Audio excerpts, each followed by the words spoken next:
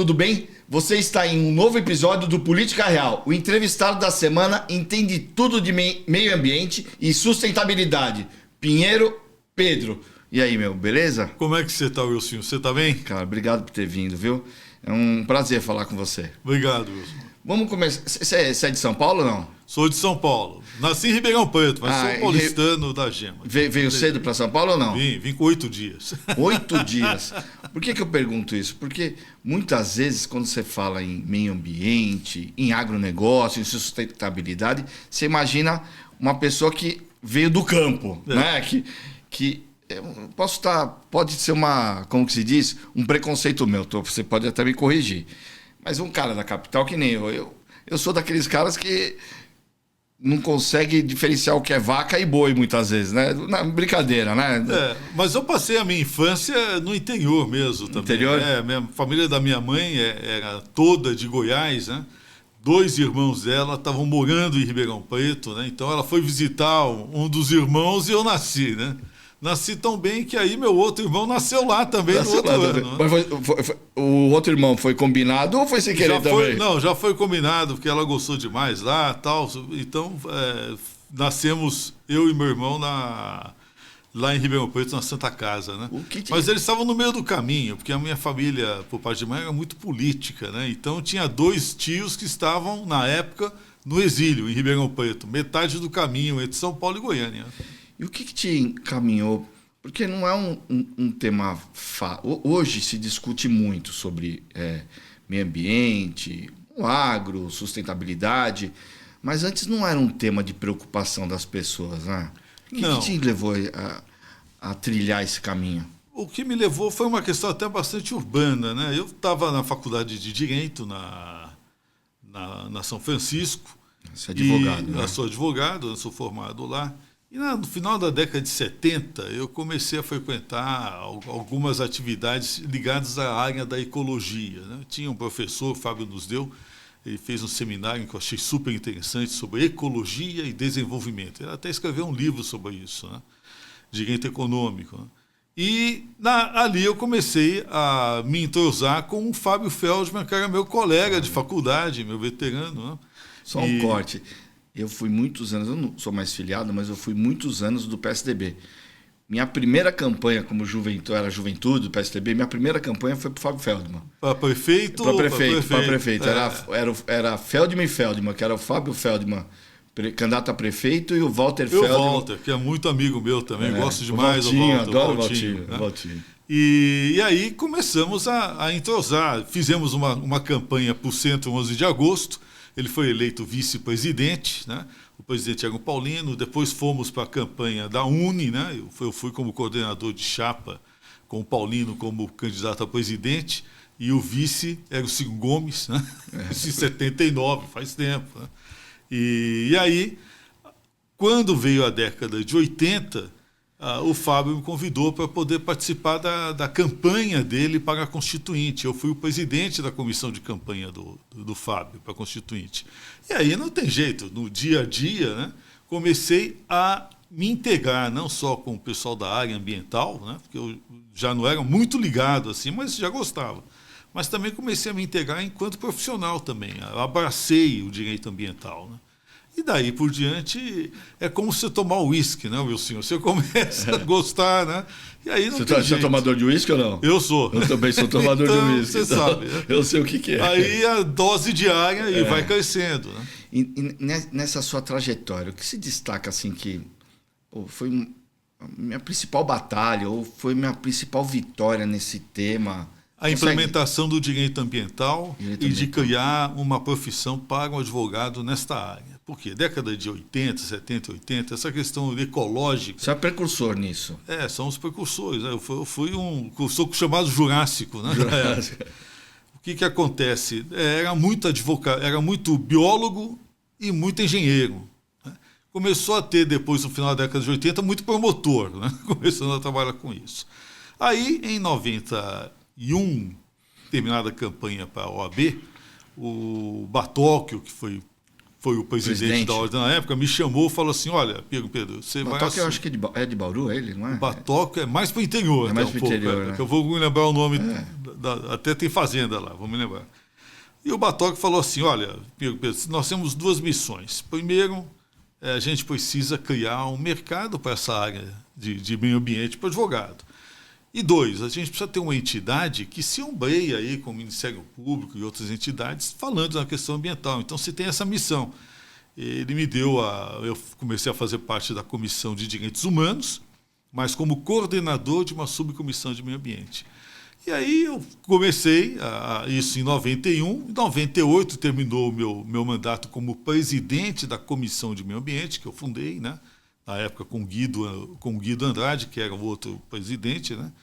E aí a missão estava cumprida. Nós tínhamos a lei de crimes ambientais em vigor, tínhamos uma legislação de licenciamento ambiental vigorando, legislação na área de recursos hídricos, né? Ou seja, nós tínhamos agora uma base, né, para começar a lidar com a implementação do direito ambiental. Então, eu considero essa primeira fase da década de 90 até início dos anos 2000 como um dedo meu muito forte. O outro dedo forte, né, foi no que tange a Lei de Política Nacional de Mudanças Climáticas. Eu fui o coordenador do grupo técnico que elaborou o substitutivo relatado pelo Mendes Tame, que é hoje o texto da Lei de Política Nacional de Mudanças Climáticas. Então são...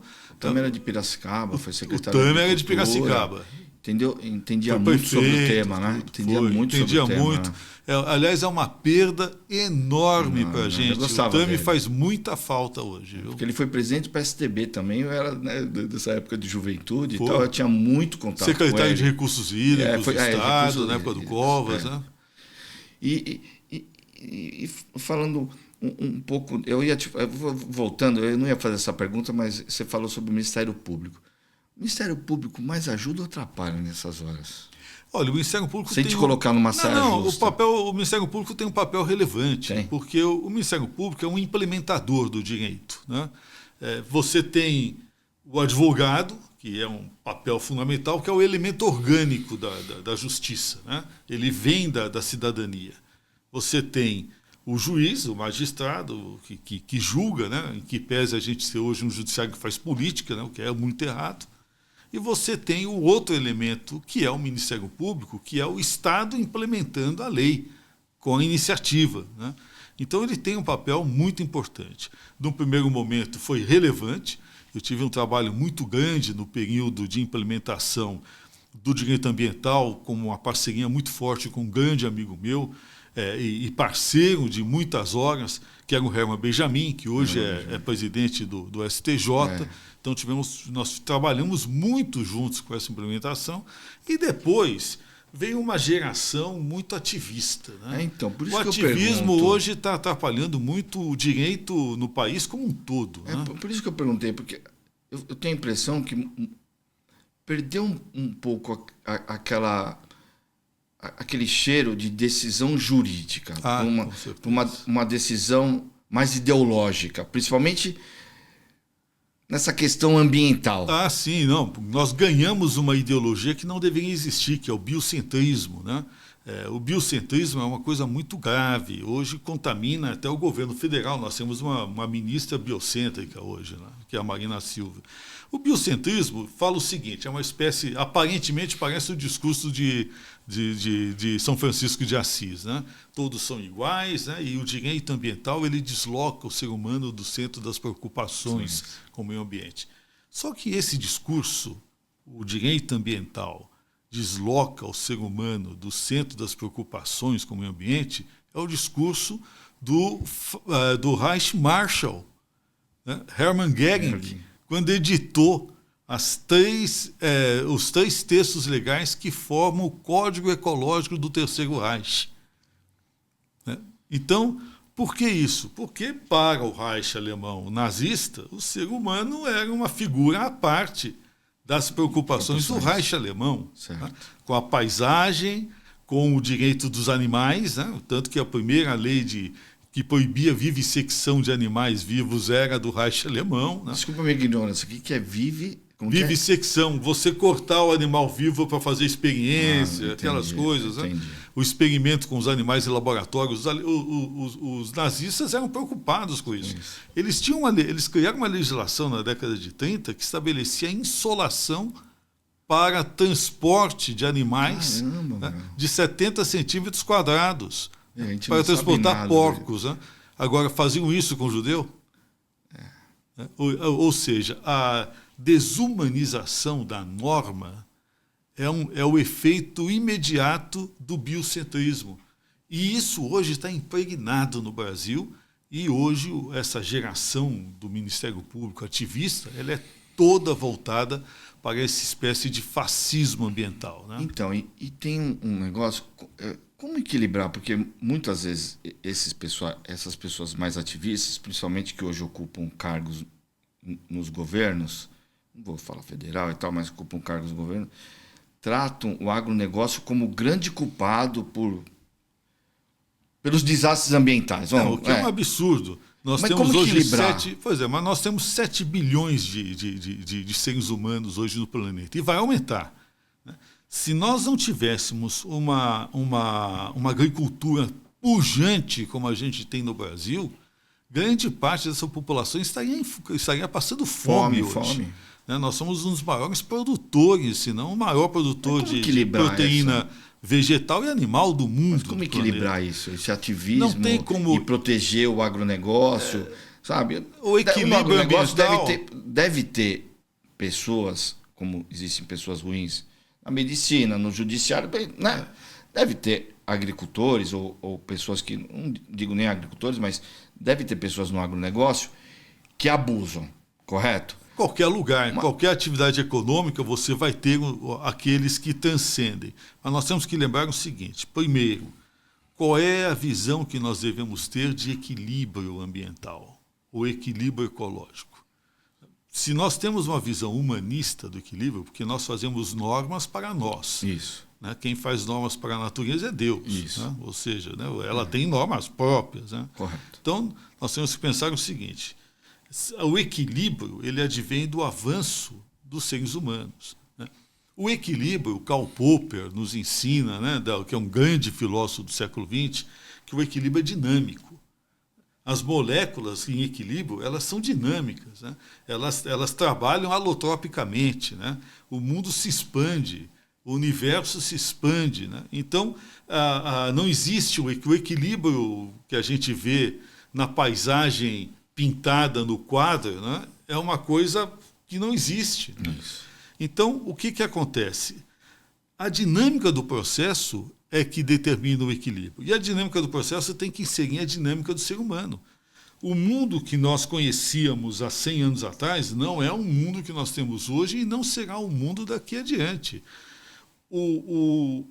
A Terra, ela vai sobreviver a nós. O planeta Terra já se livrou da superfície várias vezes. Né? E nós estamos só na superfície do planeta. O planeta é maior que todos nós. Correto. Então, nós temos que ter essa noção de humildade em relação àquilo que praticamos e temos que cuidar de nos salvarmos em relação a essas alterações. E isso implica em alterar o ambiente no qual estamos inseridos. Você é daquelas pessoas que acreditam que a Amazônia não é só do Brasil, a Amazônia é algo que deveria ter uma conjuntura mundial? Não, eu sou um soberanista de carteirinha. É muito engraçado nós falarmos isso. Nós temos 8 biomas fortes no planeta, digamos assim, preservados. O único biodiverso e que insere o ser humano dentro dele é a Amazônia. O resto é deserto e tundra. É isso. Ou é gelo, ou é deserto. É que parte também de pessoas que não cuidaram nos países deles, agora ninguém discute a internacionalização desses biomas, né? Só querem saber do nosso. Por quê? Porque embaixo da nossa terra nós temos uma riqueza mineral monstruosa. Então, esse discurso de internacionalização, que é muito vinculado ao discurso do biocentrismo, né, é absolutamente contrário aos interesses nacionais do Brasil. Você foi secretário de Assuntos Climáticos, é isso? Foi, secretário de Mudanças Climáticas. Mudanças climáticas aqui. Muito se fala em meio ambiente, mas se pensa numa coisa mais nacional. Como que a gente faz para conscientizar? Como que a gente faz para trazer essa questão para as grandes cidades? Eu tive um grande professor nessa área. Quando a gente fez a legislação de política nacional de mudanças climáticas, eu tive a grata satisfação de ter ao meu lado o professor Aziz Absaber, que foi um gênio, é um mestre da geografia, né, no mundo, né? E o Aziz Absaber falava o seguinte: Fernando, a gente precisa tomar muito cuidado com esses conceitos todos. Primeiro, aquecimento global e efeito estufa favorece as florestas tropicais. Elas crescem com efeito estufa. Né? Segundo, nós só vamos resolver as questões não do ponto de vista global.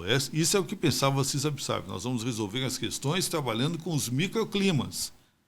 Ou seja, é pontual, é observando o que a gente chama de domos, né, de atmosféricos, os rios aéreos. Né, e esse comportamento advém de você trabalhar justamente com os maiores centros emissores de gases de efeito estufa, que são as cidades. Então, é na cidade que nós vamos começar a resolver.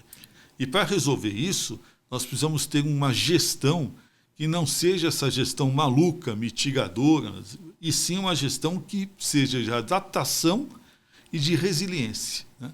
Ou seja, buscar ampliar a massa arbórea dentro das cidades, alterar as matrizes energéticas, reduzir o tempo de gasto em deslocamento dentro das cidades, né? Melhorar a performance dos parques industriais e trabalhar muito com a segurança alimentar urbana. Por exemplo, a tendência da agricultura é vir para a cidade também. Daqui a pouco serão nas cidades que nós vamos produzir os hortigranjeiros. Nós vamos começar a produzir frutas e horticultura, né? Dentro de containers, por gotejamento, por hidroponia. Né? Aliás, hoje os supermercados compram do hidropônico. Isso, né? Ou seja, nós vamos começar a plantar por andar, com iluminação artificial, né?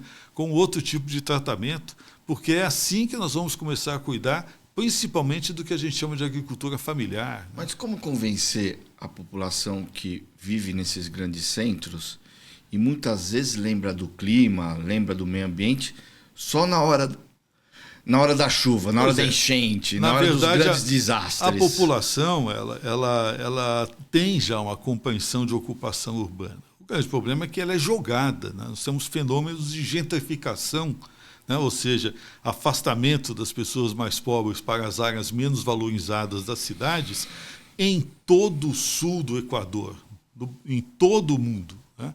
Não é à toa que os bancos ganham muito dinheiro ao sul do Equador, porque eles não são obrigados a gastar parte dos seus fundos em hipotecas. Por quê? Porque 85% do território urbano ao sul do Equador é irregular. Então, o grande fator de resiliência climática que nós devemos ter nas cidades é regularização fundiária. Quando eu estava na secretaria, eu implementei a secretaria. Eu fui chamado para a prefeitura, o prefeito era o Ricardo Nunes, para implementar a secretaria. A grande bandeira minha era regularização fundiária, combater os loteamentos clandestinos, mas também tratar de regularizar fundiariamente essa situação. Muito pouca gente compreendeu isso, viu, Wilson? Porque as pessoas não conseguem ver a relação disso.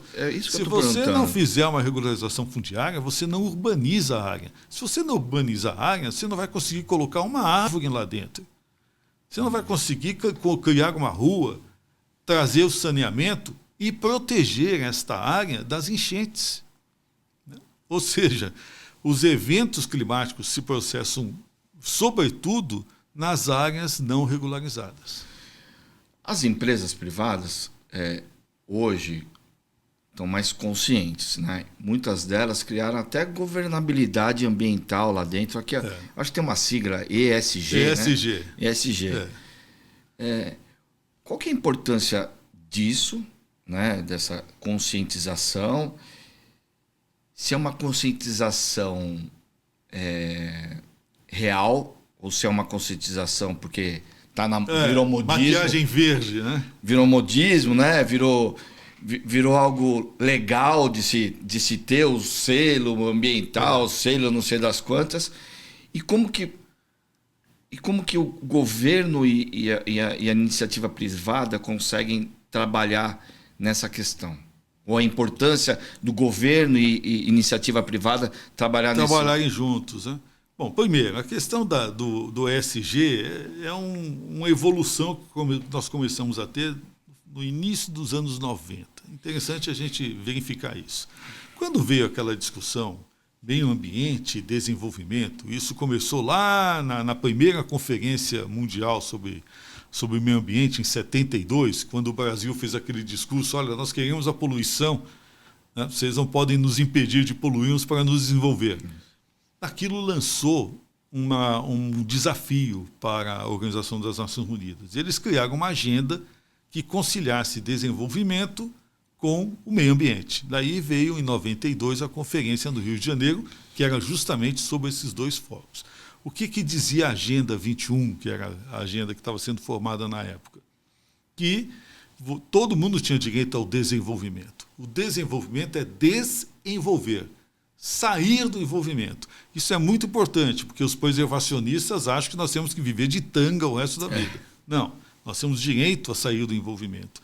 Mas nós temos que ter uma orientação de equilíbrio, né? E aí criou-se uma noção, uma necessidade econômica. E a Câmara Internacional do Comércio criou em Roterdão, numa reunião, uma noção importante. Falou: olha, para que a gente possa ter isso, a gente precisa criar o princípio do poluidor-pagador, ou seja, pagar pela poluição. E, em função disso, nós temos que criar uma noção de um passivo ambiental que tem que ser contabilizado. Esse é o grande desafio. Como você vai contabilizar a externalidade da sua atividade econômica? Que a externalidade é um princípio da economia clássico, mas aí, a partir de então, nós começamos a criar um contraprincípio: internalizar. E aí nós temos vários sistemas de qualidade, de gestão que foram sendo postos nesses últimos 20, 30 anos. O último agora, o da moda, é o ESG. Isso. Nada mais é do que governança social e ambiental. Ou seja, você tem que criar métodos, métricas, né, e sistemas para superar os problemas relacionados à externalidade da sua atividade econômica. É isso. É simples e muito complexo ao mesmo tempo. Isso começou a vir por parte dos bancos, que os bancos começaram a ter preocupações com a sua responsabilidade por financiar atividades poluidoras. Tem uns que até vendem carbono, né? Você compra carbono. Começou a vir o crédito de carbono, tudo. E, a partir daí, isso foi se projetando para todo o mercado e também começa a atingir o poder público. Eu mesmo fiz uma cartilha ESG para a secretaria, né? Nós trabalhamos também com essa questão. E é interessante, porque eu acho que tem muito exagero, essa moda passa, daqui a pouco nós vamos estar falando em outro tipo de sistema para a mesma coisa, né? E precisamos tomar muito cuidado realmente para não cair nessa armadilha do excesso, como teve o excesso do compliance, como teve o excesso da ISO 14000, né? Ou seja, sempre tem os modismos que passam. Mas a lógica é essa: contabilizar e administrar o passivo que você gera na medida em que você atua economicamente. Você fala uma coisa de tecnologia. Você acha que a tecnologia pode ajudar na conscientização ou pode ajudar em acelerar o processo de preservação do meio ambiente? Ela é nossa aliada. Que tipo de tecnologia? A grande saída da tecnologia. Que tipo de tecnologia? Assim, como que é? Tudo. Vou dar um exemplo hoje. Hoje você faz a agricultura. A agricultura hoje é praticamente quase toda ela mecanizada, inclusive no Brasil. Você pega hoje uma colheitadeira de soja, que são colheitadores que vão de 3 a 6 milhões cada uma delas, né? Ela tem com GPS e o computador já programado o que ela vai fazer. Ou seja, ela tem um gasto menor de energia, né? Menor de combustível, reduz emissões, né? O trabalho é feito de maneira correta, né? Evita maiores danos, né? E isso vale para todo o sistema hoje de produção, né? Isso só para dizer na agricultura. No que tange hoje a área industrial, A tecnologia é fundamental. Você hoje tem sistemas informatizados que reduzem barbaramente as emissões. Um carro hoje, com motor Chevrolet, digamos assim, né? Similar àquele que nós tínhamos na década de 80 no Opalão, né? Ele hoje, graças à tecnologia, ele emite 30 vezes menos. Né? De poluição, com aumento de potência. Né? A tendência dos motores mecânicos é reduzir. Né? Não vou nem falar dos elétricos, né? Que aí a emissão é diferente, mas a gente também precisa saber que o ciclo do elétrico é altamente poluente. É isso que eu ia te perguntar. Mas é poluente aonde? Eu ia te perguntar se mineração. Se o elétrico não tem essa questão ambiental mesmo, de preservação. Eu fico imaginando, bateria, depois não sabe o que faz com bateria, não sabe o que faz com... Né? Não, fora a própria extração do lítio, já por si só, é extremamente poluente, e tem um passivo social enorme no mundo todo. Né? Qual que é o passivo social? Dois, porque hoje você extrai o lítio em mineradoras que não seguem os padrões todos, nós temos que lembrar isso. O lítio hoje é extraído de maneira bárbara no mundo todo. Porque uma coisa era você extrair o lítio para produzir baterias de celular, que já são bilhões. A outra é você extrair o lítio para produzir uma bateria de 2 toneladas, né? Com a mesma escala.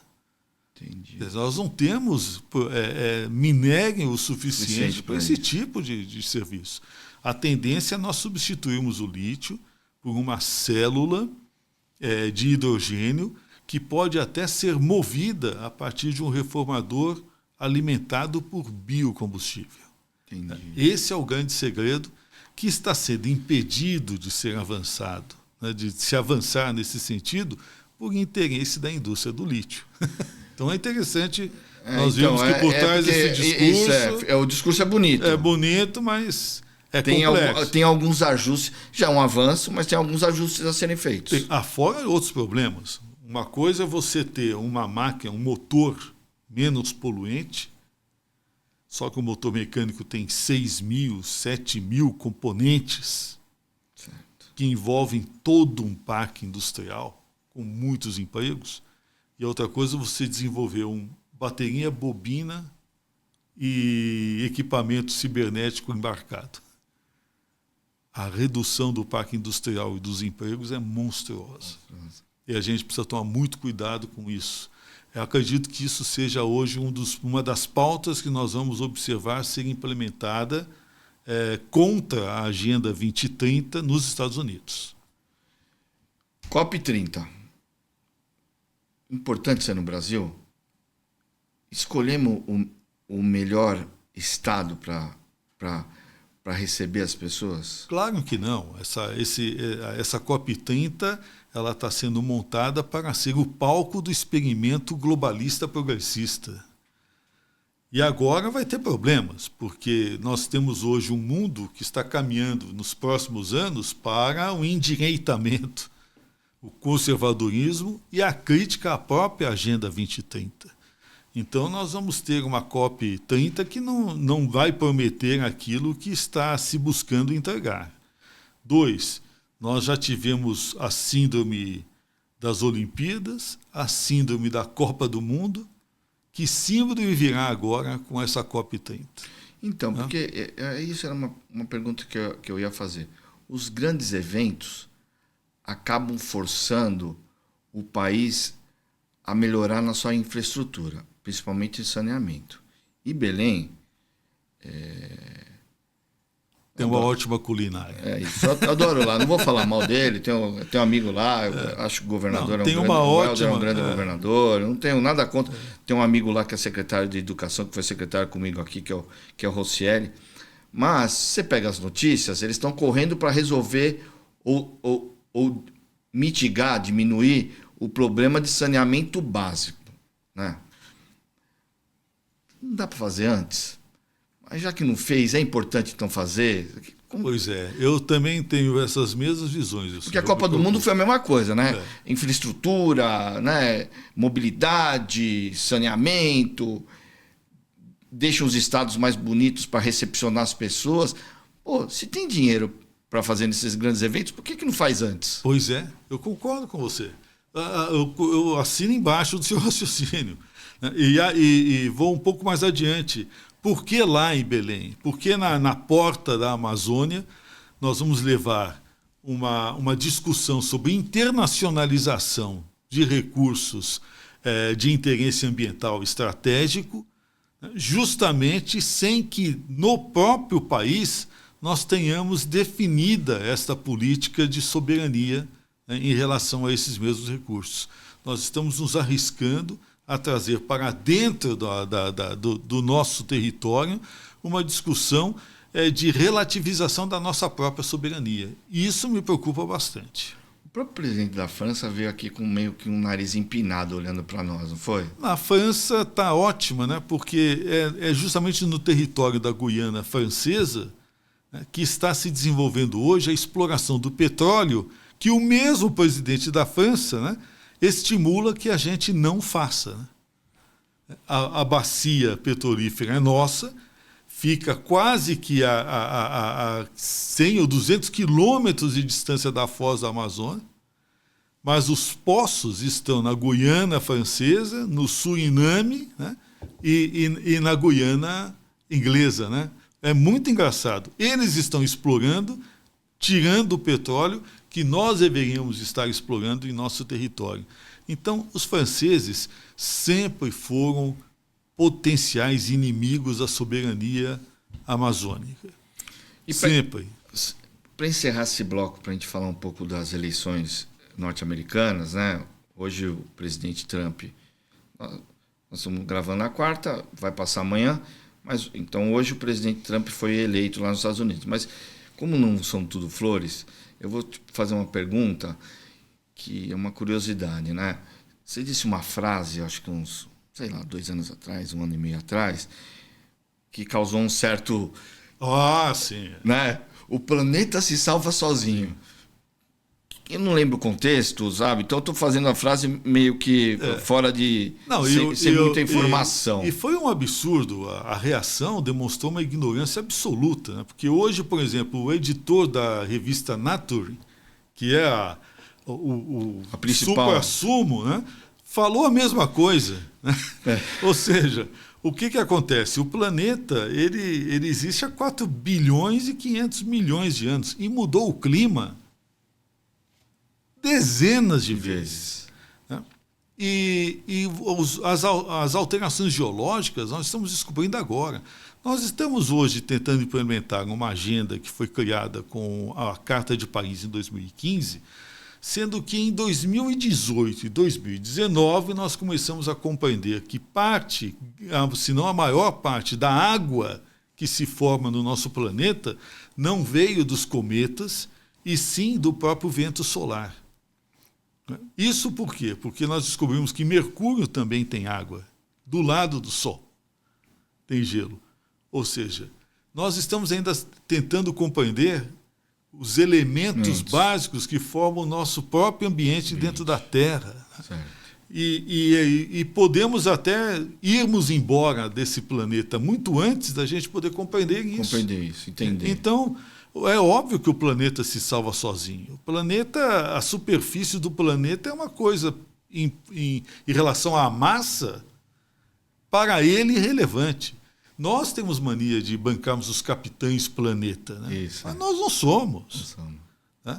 Nós somos uma parte hoje ali, que, aliás, pelo visto, cria muito problema para nós próprios. É isso. Né? Entendeu? E se a gente precisa se salvar, nós salvamos a nós mesmos. A gente cria problema e não consegue resolver. Claro. Se ainda criasse problemas que fossem fáceis de resolver, que fosse um problema que nos trouxesse algum benefício, não é? Porque às vezes você cria um problema para ter um benefício lá na frente. Claro. Você cria problema para não conseguir resolver. Agora, isso foi usado porque, obviamente, eu estava incomodando demais a esquerda na época, estava incomodando demais lobbies que se acercaram da prefeitura. Entendi. Por exemplo, o lobby de 8 bilhões de dólares relacionados aos ônibus elétricos chineses. Eu atrasei o programa em quase 1 ano, enquanto a indústria nacional não tivesse condições de fornecer os ônibus, não ia sair da minha secretaria. Certo. Então, isso foi um lobby muito grande. O lobby com referência aos loteamentos clandestinos, que são hoje vinculados diretamente ao crime organizado. Eu fiz 54 operações, foram 79 ao todo, né, comendo 160 hectares de áreas que estavam clandestinamente loteadas ao crime organizado, né? Ou seja, nós derrubamos muito, né, e criamos problemas para eles, né? Então, e você sabe que a base política na região sul e leste de São Paulo advém dos loteamentos clandestinos. Então, havia um interesse muito grande em me tirar de lá, né? E aí usaram esse discurso. Foi num evento da OAB, em que uma senhora desequilibrada começou a falar. E o que acontece? A gente, na verdade, é educado para ser cavalheiro, né? Deixei ela falar. Depois eu fui revidar, mas aí só o recorte, como se diz, e aí isso foi usado. Eu não me preocupo, para mim foi uma espécie de livramento. Acho que já estava 2 anos, já tinha feito o meu trabalho, entendeu? Mas a marca que fica disso, a lição que fica disso é que você tem que lidar com paixões, né? E que muitas vezes não são racionais. Vamos falar de eleições, então, dos Estados Unidos agora. Sair um pouco dessa questão do meio ambiente. Te perguntar o que você acha do decorrer das eleições, principalmente. Nós tivemos Trump, que levou um tiro que por pouco não perdeu a vida. Um presidente que podia concorrer à reeleição, mas por condições visivelmente visíveis de saúde.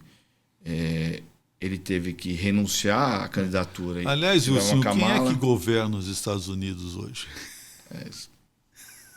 As grandes potências. Não é? Você concorda? Né? É um fantoche. Está patente que hoje o Biden não governa os Estados Unidos. Ele não tinha condições, ele não conseguia discursar, ele não tinha mais linha de raciocínio. Não vou falar de trocar nomes, porque às vezes a gente troca também, né? Mas... Não, tá certo, mas chamar o presidente Zelensky de Putin é meio complicado. Não dá. Chamou o Trump de vice. Pois é. Chamou o Trump de vice. Mas o que você achou do decorrer? Qual que é a sua percepção das eleições?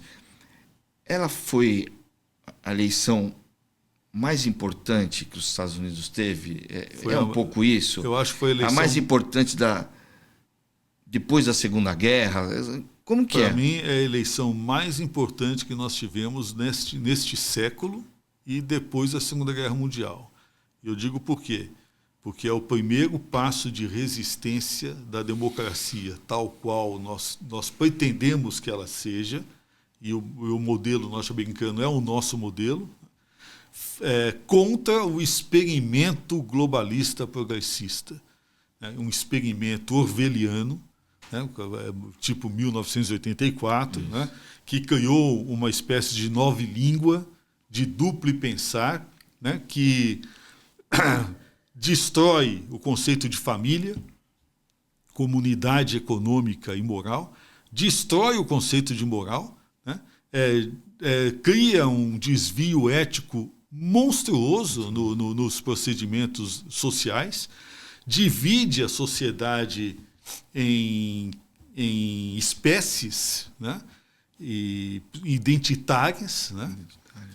Reduz a sexualidade a gênero e cria uma pedagogia da derrota, porque visa produzir ressentidos e rancorosos. Esse tipo de experimento social, que teve o seu auge com a pandemia da Covid, inclusive com experimentos químicos, né? Se projetou para cima das estruturas democráticas do mundo. Hoje, os globalistas tentaram e tentam ainda estabelecer um controle sobre o sistema de manifestação popular.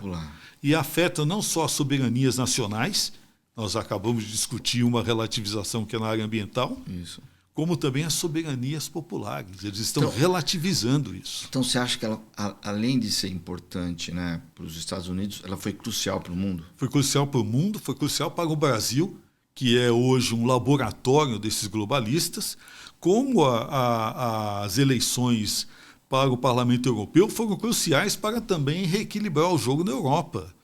Nós temos hoje esse povo, que é um povo horroroso, né? Que são os globalistas progressistas, que vivem dentro de uma bolha que a gente chama do Clube de Bilderberg, né? Do Fórum Econômico Mundial, da turminha de Bruxelas, né? Esse povo que envolve os grandes bilhardários da área da cibernética, os bilhardários banqueiros, casares que a gente chama, né? E também o pessoal da área da indústria bélica, né? E o tráfico de drogas. Esse pessoal hoje, ele vive igual à aristocracia do final do século XVIII. E eles entenderam, entre eles, que eles precisam reduzir a população e tornar essa população dócil para ser excluída economicamente das suas próprias atividades. Então, o experimento globalista que estava se projetando nos Estados Unidos, porque lá está o centro intelectual da escola de Frankfurt, lá que começou a história do politicamente correto e tudo, isso precisava ser destruído. E eu acho que o grande medo deles eles podem continuar, porque Trump, desta vez, não vai hesitar. Então, ele vai conseguir ter pulso firme, ou vai conseguir ter, não sei se é equilíbrio a palavra, mas porque ele vai pegar o mundo e um povo americano e os Estados Unidos com tensões e incertezas, né? Incertezas mundiais, tensões mundiais. O povo americano sempre deu mostras de vontade política nos momentos de conflito, no século XX principalmente, né? E ele fez isso. Ele conferiu ao Trump não só a sua eleição, como o seu apoio popular. O Trump venceu também pelo voto popular, em maioria, o que é uma coisa impressionante. Isso. E também o povo americano conseguiu a ele. E mais uma vez as pesquisas erraram, acho que quase todas. As pesquisas foram todas manipuladas. Né? Mas veja só, mais uma vez ele deu base parlamentar na Câmara e no Senado. No Senado. Que é uma coisa impressionante, porque os americanos sempre foram muito equilibrados, né? Nisso. Elegeu o presidente, eu elejo você, mas a Câmara vai ser na oposição. Tal. Não.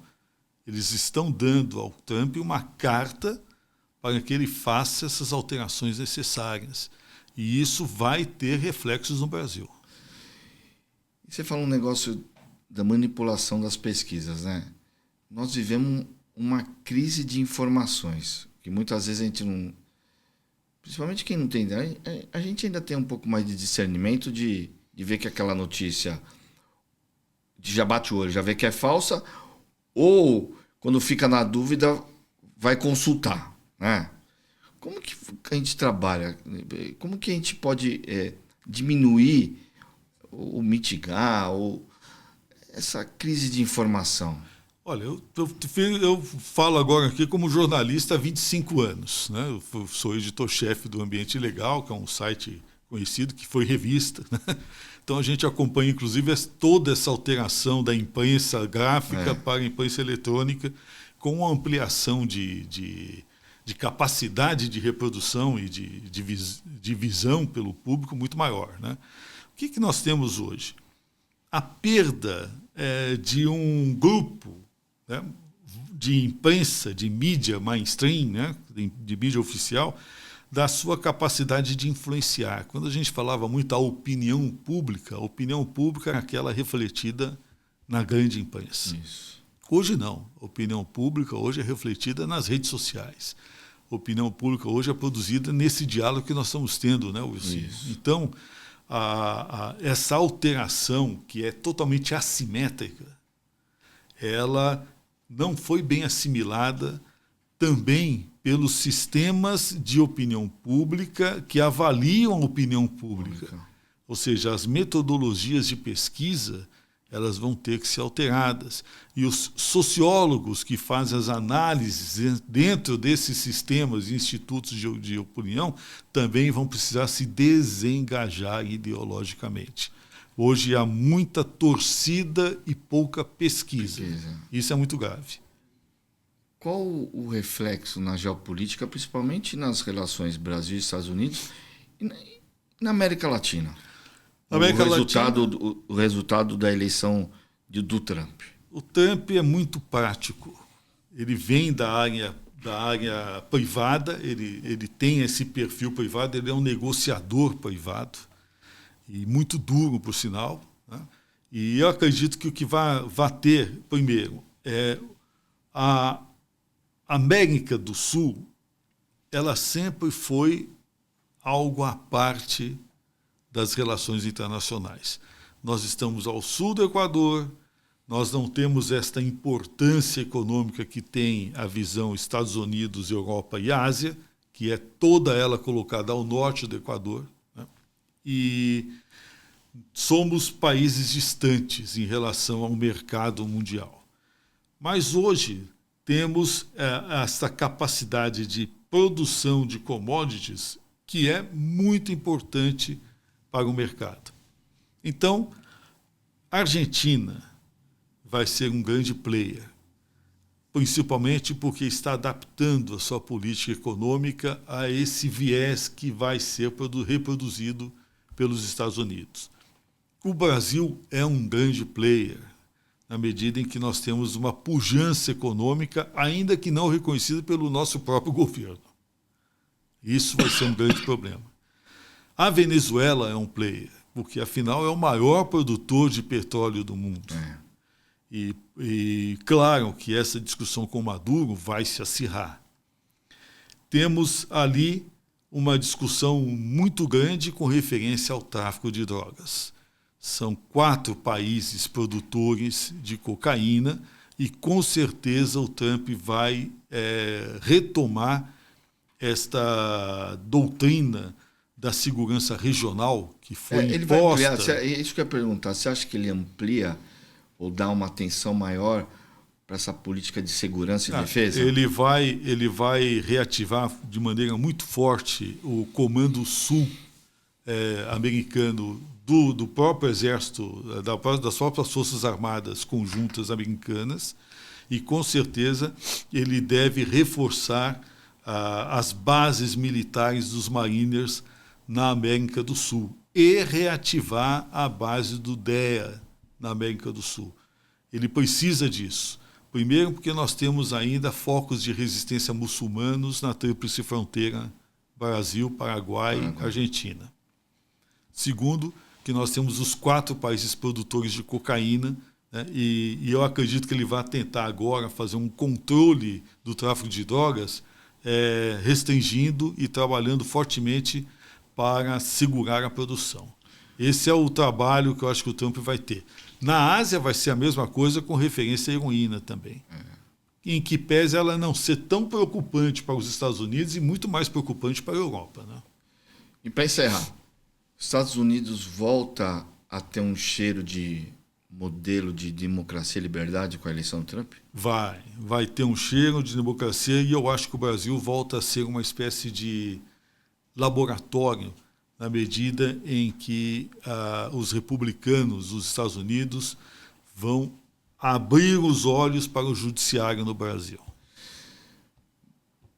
Eu tinha feito a última, mas você falou um negócio importante. Você acha que a esquerda no país tem que colocar as barbas de molho para as eleições de 2026?